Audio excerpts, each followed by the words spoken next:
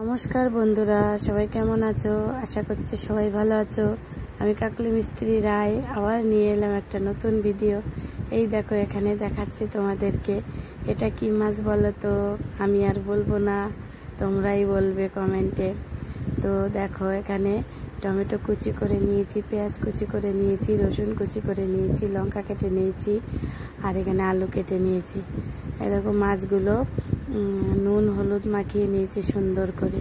তো এবার মাছগুলো এক এক করে তেলের কড়াই দেব, ভেজে নেব। মাছগুলো সুন্দর করে ভেজে নেব, নিয়ে তারপরে রান্নাটা করব। তো দেখো তো চিনতে পারো কিনা আসলে এটা কি মাছ। অবশ্যই আমি আজকে বলবো না, তোমরাই বলবে। তো এখানে দেখো, মশলাটা কষিয়ে নিচ্ছি সুন্দর করে।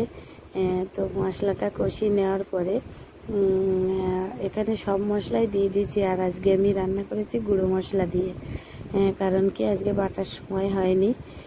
আজকে রবিবার, সবাই জানো যে একটু কাজের চাপই থাকে।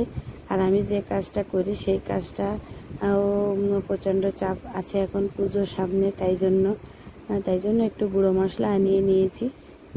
সেই গুঁড়ো মশলা দিয়ে রান্নাটা করার চেষ্টা করছি। তো দেখুন, এখানে মশলাটা প্রায় কষে এসেছে।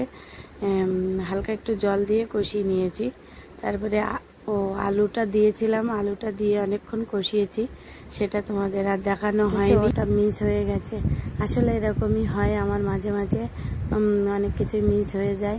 তো কিছু মনে করো না, সবাই ভালো থেকো, সুস্থ থেকো, সাবধানে থেকো। নমস্কার, দেখা হবে অন্য ভিডিওতে।